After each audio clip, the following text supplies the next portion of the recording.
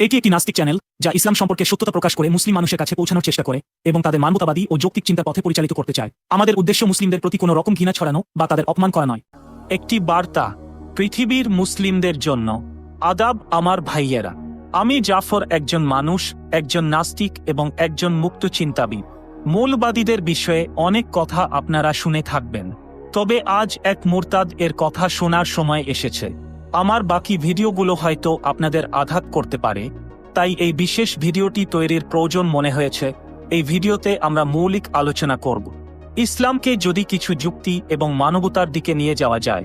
আমি আপনাদের কাছে অনুরোধ করব কিছু সময় নিয়ে আজকের এই ভিডিওটি শেষ পর্যন্ত অবশ্যই দেখুন। আজ আমি আপনাদের সবার সঙ্গে কথা বলবো যাতে আপনারা আমার দৃষ্টিভঙ্গি বুঝতে পারেন।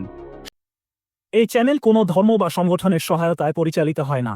এই মহৎ অভিযানের জন্য আমাদের সহযোগিতা প্রয়োজন। প্রতিটি ভিডিও তৈরিতে একটি পুরো টিম কাজ করে এবং ইউটিউব থেকে কোনো উল্লেখযোগ্য আয়ের উৎস নেই।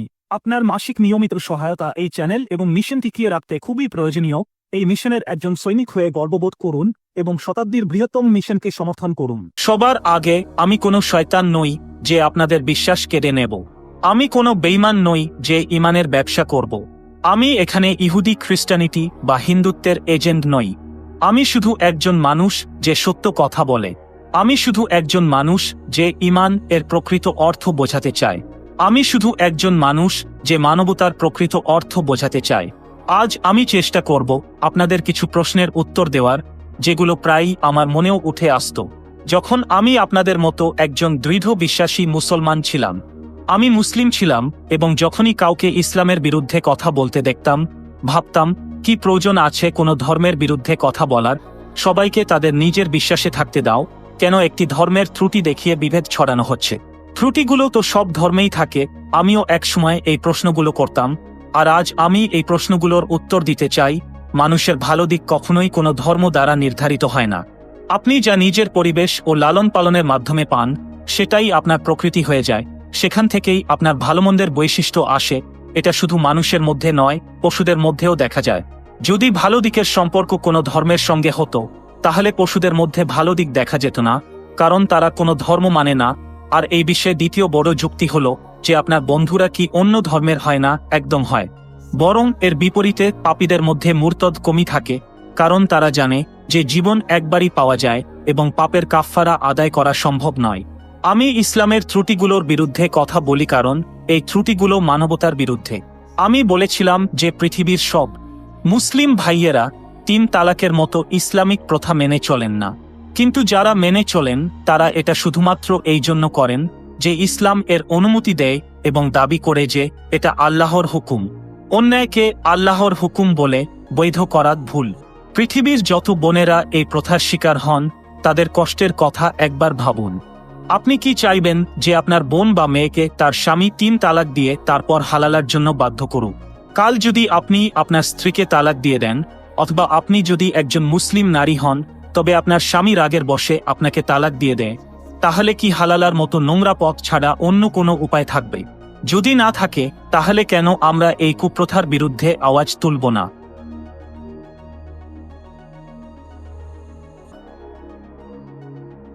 ইসলাম দাসী নারীদের গোলাম বানিয়ে তাদের ওপর যৌন শোষণকে বৈধ বলে স্বীকৃতি দিয়েছে। যদিও এটা আপনাদের চোখে ভুল মনে হতে পারে, তবে তা শুধুমাত্র ততক্ষণ যতক্ষণ আপনি জানেন না যে এটা ইসলামের অংশ। তবে যদি আপনি কোনো মুফতি বা মৌলানাকে এই প্রশ্ন করেন, তিনি হয়তো বলবেন এটা যুদ্ধবন্দীদের প্রতি আচরণ। তাদের সেই খাওয়া এবং পোশাকের ব্যবস্থা ছিল যা মুসলিমরা নিজে খেত ও পরত। কিন্তু আপনাদের কি মনে হয় কাউকে দাস বানানো এবং তার সঙ্গে এমন আচরণ করা সঠিক? আমার অনেক ভিডিওতে আমি মৌলানাদের দাবি খণ্ডন করেছি এবং ইসলামে দাসত্ব কিভাবে বৈধতা পায় তা বিস্তারিতভাবে ব্যাখ্যা করেছি। আপনি সেই ভিডিওগুলো দেখতে পারেন যেখানে আমি প্রশ্ন তুলেছি, যদি ইসলামের দাসত্ব সত্যিই বৈধ হয়, তবে আপনি কি চান আপনার মা বা বোনের সঙ্গে কেউ এমন আচরণ করুক? তাদের যতই ভালো খাবার খাওয়ানো হোক বা ভালো পোশাক পরানো হোক, তবু তারা কেবলই দাসী, যাদের সঙ্গে যে কোনো সময় যৌন নির্যাতন করা যেতে পারে এবং যে কোনো সময় বাজারে বিক্রি করে দেওয়া যেতে পারে।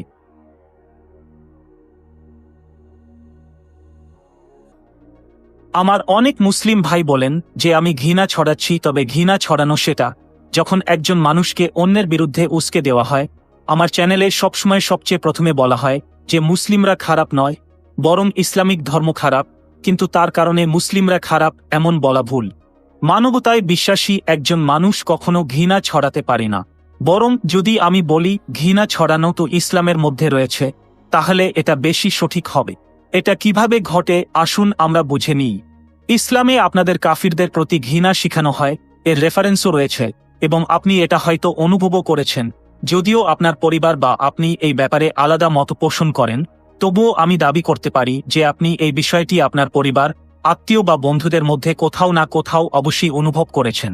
ইহুদিদের প্রতি ঘৃণা, মুলহিদদের প্রতি ঘৃণা, গানবাজনার প্রতি ঘৃণা, মহিলাদের উন্নতির প্রতি ঘৃণা, মুক্তচিন্তা ধারার প্রতি ঘৃণা, এই ঘৃণা ও এই দাসত্ব এটা কিভাবে আল্লাহর কোরআন হতে পারে? আল্লাহর কোরআন কখনো মানুষের মধ্যে বৈষম্য সৃষ্টি করতে পারে না। যদি আল্লাহ সত্যি আমাদের সবাইকে সমানভাবে সৃষ্টি করেন, তাহলে তিনি তার বান্দাদের মধ্যে কোনো পার্থক্য করতেন না। তাই আমাদের ইসলাম ধর্মের এসব কুপ্রথাগুলোকে বোঝা দরকার, এবং সেই সব নীতি বা ধর্মীয় প্রথার বিরুদ্ধে কথা বলতেই হবে। সংস্করণের কুপ্রথা সম্পর্কে প্রতিবাদী হয়ে উঠতে হবে। এটি আজকের প্রয়োজন এবং মানবতার শক্তি কণ্ঠস্বর। আরেকটি প্রশ্ন ছিল যা সাধারণত আমাকে করা হয়, এবং একসময় আমি নিজেও এই চিন্তাভাবনা করতাম। অনেকেই বলেন মাযহব মানুষকে ভালো কাজ করতে বাধ্য করে। তবে আমি বিশ্বাস করি না এই কথা। যদি আপনি ইসলাম, জান্নাত বা হুরের লোভ অথবা মৃত্যুর ভয় থেকে ভালো কাজ করেন, তবে আপনি প্রকৃতপক্ষে ভালো মানুষ নন। কারণ প্রকৃত ভালো মানুষ সে যে কোনো ভয় বা লোভ ছাড়াই ভালো কাজ করে, যে ব্যক্তি কোনো পুরস্কার বা শাস্তির প্রতি আগ্রহ না রেখে মানবতা ও নৈতিকতা মেনে চলে। আমি মানুষকে বিভ্রান্ত করছি না, বরং তাদেরকে সঠিক পথ দেখাচ্ছি। কারণ ভ্রান্ত পথে তারা মাযহাবের জন্যই। এখানে যদি মাযহাব আমাদের ভুলের চিহ্ন দেখায়, তো সেই মাযহাবই আমাদের কাজগুলো থেকে বাঁচার রাস্তা ও দেখায়। যেমন হত্যা করে একটি দাস মুক্তি করে, রমজানে আল্লাহকে হৃদয়ে স্থান দিয়ে রোজা রাখলে পুরানো সমস্ত পাপ মাফ। এই সময়ে যদি কোনো ভুল করা হয়, তাহলে কসম খেয়ে বলো যে আর এরম কিছু হবে না, গুনাহ মাফ হয়ে যাবে। কেন এমনটা? কিভাবে এই সব বড় বড় পাপ মাফ হয়ে যাবে? একটি ভুলের পরে মানুষের মধ্যে একটি প্রতিক্রিয়া তৈরি হয়। যদি আল্লাহ সব ভুল ক্ষমা করেই দেন, তাহলে মানুষ বারবার ভুল করবে, কারণ সে জানে আবার ক্ষমা পেয়ে যাবে। তাহলে আমাদের এমন নিয়মকানুনের কি দরকার যা আমাদের বারবার ভুল করার সুযোগ দেয়? অন্যদিকে আপনি মানবতাকে দেখেন, এটি আপনাকে আর কোনো পাপ করার সুযোগ দেয় না।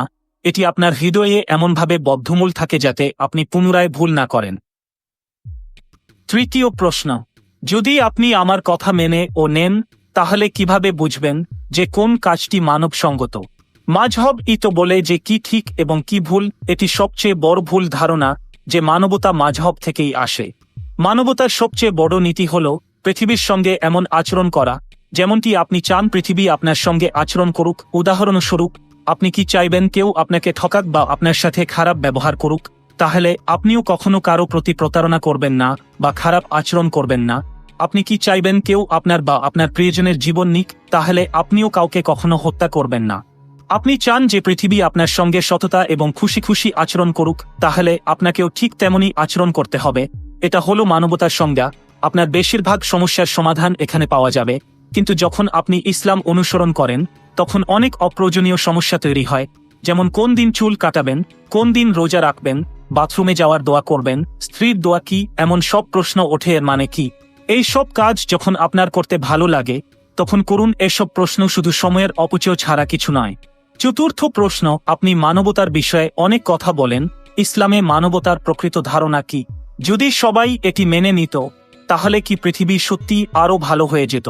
না, এটি একটি কাল্পনিক ধারণা যা আমাদের মনে সৃষ্টি হয়েছে। কারণ আমরা ছোটবেলা থেকে ইসলামকে ভালোবাসি এবং এটি ছাড়তে চাই না। তাই আমরা চাই যে পৃথিবীও এটি মেনে নিই। তবে কখনো কি আমরা এটি জানার চেষ্টা করেছি যে যেসব দেশ ইসলাম গ্রহণ করেছে তারা কতটা সুখী? ধরুন, পৃথিবীতে 30টি দেশ আছে যেখানে সম্পূর্ণরূপে ইসলামী শাসন রয়েছে।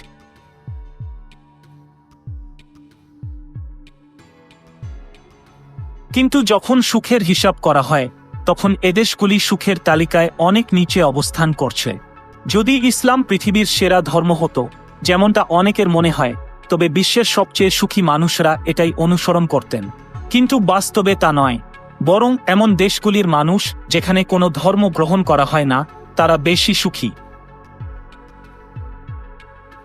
পঞ্চম প্রশ্ন, ইসলাম যদি কিছু ত্রুটি ধারণ করে থাকে, তবে তাতে কি ক্ষতি?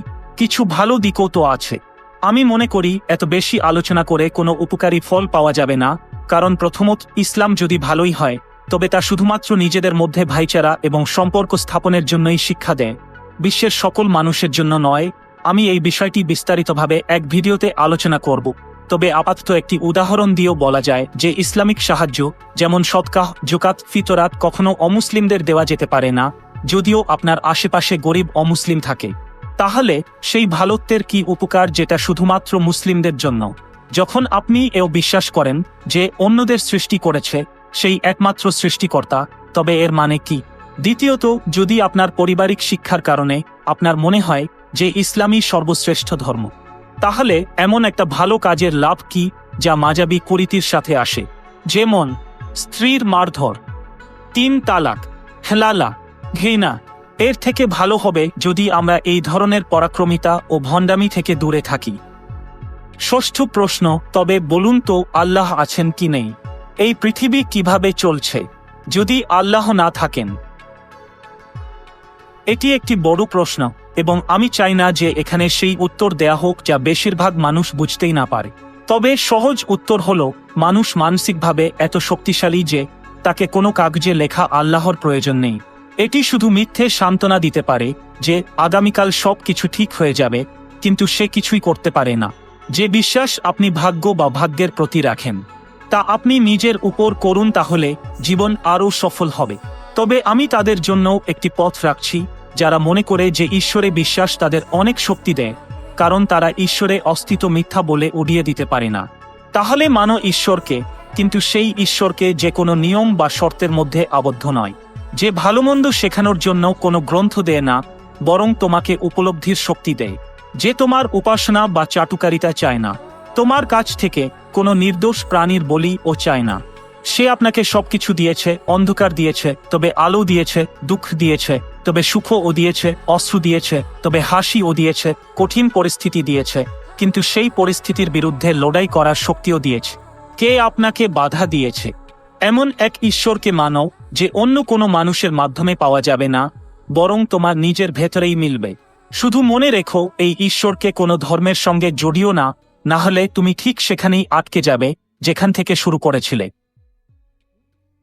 সপ্তম প্রশ্ন, যদি ইসলামী আল্লাহই সত্যিই সঠিক আল্লাহ হন, তাহলে আপনি কি বলবেন? এটা এমন একটি প্রশ্ন যা অনেক সময় ধরে আমাদের পিছনে এসে দাঁড়ায়, এবং এর কারণ হলো ভয়। এটি সেই ভয় যার কারণে এক ব্যক্তি ধর্মীয় একটি নিয়ম অনুসরণ করে থাকে। একবার চিন্তা করুন, যদি ইসলাম সত্যিই সঠিক ধর্ম হয়, তাহলে পৃথিবীতে আপনি এত ভাগ্যবান কিভাবে হয়ে গেলেন যে সঠিক ধর্মে জন্ম নিয়েছেন? আপনি সেই লাখ লাখ মানুষের কথা ভাবুন যারা ইসলামিক দেশে জন্মায়নি।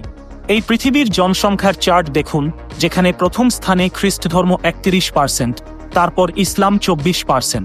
তাহলে যদি ইসলামিক ঈশ্বর সত্য হয়, তবে এটি কেমন ঈশ্বর যে 76% মানুষকে কাফেরের ঘরে জন্ম দিয়েছে? কিভাবে সে এত বিভ্রান্তি সৃষ্টি করতে পারে?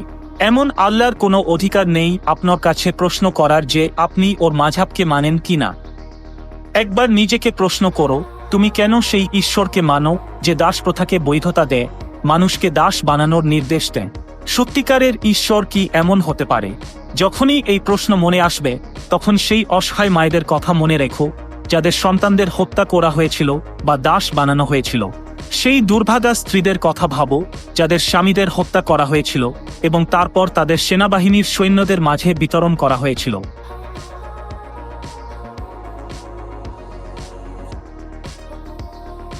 এইসব কেবল দাবি নয়, বরং এটি সত্য। যদি আপনি বিশ্বাস না করেন, তাহলে শুধু আমার বানু কুরাইজা সিরিজ দেখুন, যেখানে আমি কেবল ইসলামিক প্রামাণিক সূত্র ব্যবহার করেছি। এগুলো ছিল কিছু প্রশ্ন ও তাদের উত্তর যা তোমাকে জাগানোর একটি চেষ্টা। ঈমান সেটি নয় যা শুধু তোমার চোখে ভেসে ওঠে এবং মনে করায় যে আমার বিশ্বাস ভুল হতে পারে না, বরং ঈমান সেটি যা ভুলকে ভুল বলার সাহস দেয়। বেরিয়ে আসুন এই বিশ্বাস থেকে যা তোমার মন ও চিন্তায় বহু প্রজন্ম ধরে গেঁথে দেওয়া হয়েছে।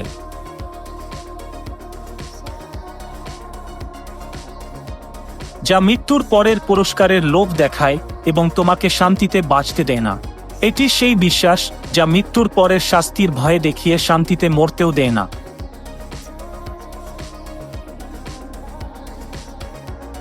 তোমাকে ভালো মানুষ হতে পুরনো গ্রন্থ শেখাতে পারবে না, কারণ পুরনো গ্রন্থের কথা সময়ের সঙ্গে পুরনো হয়ে যায়। ভালো মানুষ হওয়ার জন্য কোনো বইয়ের প্রয়োজন নেই, যেমন মানবতাকে কোনো ধর্মের প্রয়োজন নেই। আজকাল এমনকি ধর্মগ্রন্থ বিজ্ঞান গ্রন্থের বিপরীতে দাঁড়িয়ে থাকে। তাই বিজ্ঞানকে সময় দাও, যাতে তা মানবজাতির কাজে আসে। যখন তোমার সন্তানরা তোমাকে মনে করবে, তারা যেন তোমাকে একটি ভালো সিদ্ধান্ত নেওয়ার জন্য স্মরণ করে। তারা যেন তোমার কারণে অন্ধকার না দেখে বরং আলো পায়। ধর্ম নয়, প্রয়োজন মানবতার। অন্ধবিশ্বাস নয়, প্রয়োজন বুদ্ধির। আসো অন্ধকার থেকে আলোর দিকে যাই, মানবতার পথে এগিয়ে চলি। মানবতা জিন্দাবাদ। ধর্ম মানুষকে অন্ধত্ব দেয়, কিন্তু মানবতা চোখ খুলে দেয়। সুতরাং এগিয়ে আসুন অন্ধকার থেকে আলোর পথে, মানবতার দিকে। মানবতা দীর্ঘজীবী হোক। মানবতা জিন্দাবাদ।